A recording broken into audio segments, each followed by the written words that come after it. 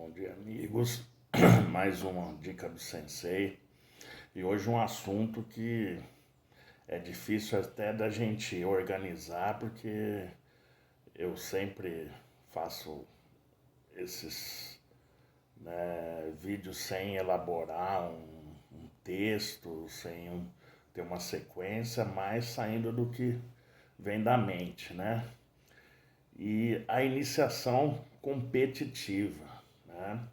Eu não vou falar de iniciação competitiva com 6, 7 anos, porque a criança não tem nem maturidade para participar de competição nessa faixa etária, né? Isso daí para mim tinha que servir como festival, algum evento pedagógico, né? E muito cedo a criança já está participando de atividade competitiva e que no final é para ver quem é o melhor, né? Eu tô falando de ali quando você já tem seus 11, 12 anos, que a criança já tem mais entendimento e muitas vezes a pressão que essa criança leva para a competição é muito grande, né? Eu vou falar pela minha experiência. Nessa época, com 11, 12 anos, eu treinava 3 vezes por semana, 1 hora, né? Então eram 3 horas por semana. E eu, lógico, não era o cara que era destacado, porque tinha gente que treinava todo dia 2 horas. Então treinava 10 horas por semana, eu treinava 3.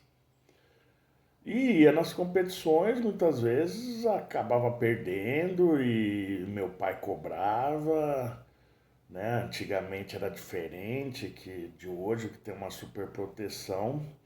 Mas até essa cobrança do meu pai me gerava estímulo, né? Então eu utilizava essa cobrança para buscar mais. Eu fui de uma academia na iniciação que foi muito boa, né? Com o professor Eduardo Murta, onde a gente começou recreativamente, brincando. Daí a gente foi para um clube, e no clube era um clube que era voltado mais para o associado. Daí eu percebi que quem tinha o objetivo de competir era eu. A maioria ali estava querendo praticar um esporte, se divertir.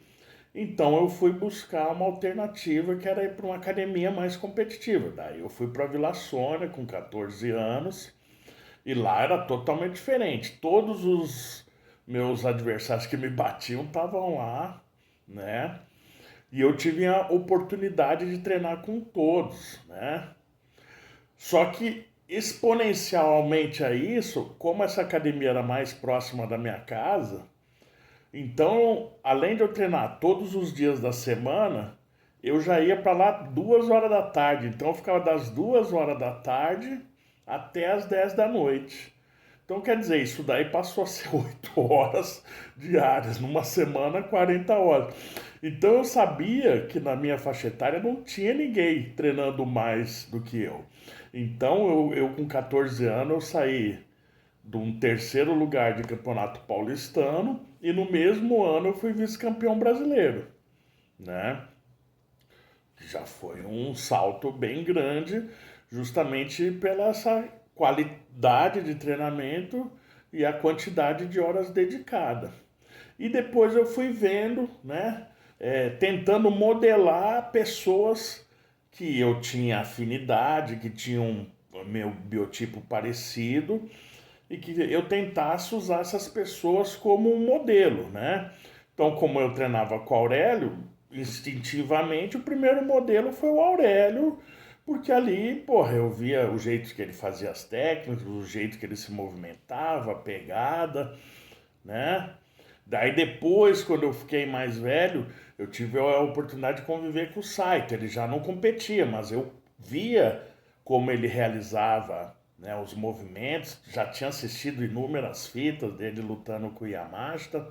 Então foi tudo coisinhas que a gente foi adaptando para o nosso judô. Então, né, a gente não precisa ter um sonho muito grande, né? Eu creio que dentro da academia de você sempre tem alguém que tem mais mais habilidade, alguém que sabe fazer um pouquinho mais, ou até o próprio sensei, né? E ali, a partir do que você tá vendo, você começar a copiar, você fazer uma cópia, logo, né, você vai estar aperfeiçoando isso, logo você vai estar melhorando isso e você vai buscar outro. Então, né, a gente tem que ter nessa nossa iniciação desportiva a busca pela evolução, não é com o resultado, não se preocupar em ganhar ou perder, mas preocupar em evoluir, tá? Para o vídeo não ficar mais longo, eu vou dar só um tópico, né? Por exemplo, quando eu comecei a competir internacionalmente, eu não ia em competição que não tinha treinamento de campo. Por quê? Eu sabia que eu com 18, 19 anos, se eu participasse da competição e perdesse na primeira luta, eu ia voltar para casa e acabou, né? Mas o treinamento de campo era a oportunidade de, mesmo depois da competição, independente do resultado, eu segurar no kimono dos meus adversários. Então, se você quer evoluir, você tem que estar próximo dos que são fortes, conhecer seus adversários, ter uma base sólida de treinamento e a confiança vem desses modelos que você cria. Né? Aliando tudo isso, você vai ver o quanto você vai estar evoluindo. E como que você analisa? Ah, eu tenho um adversário que é o meu principal adversário. Ah, eu ganhei a primeira vez por punições antigamente, Shido, ou então ganhei no Hantei.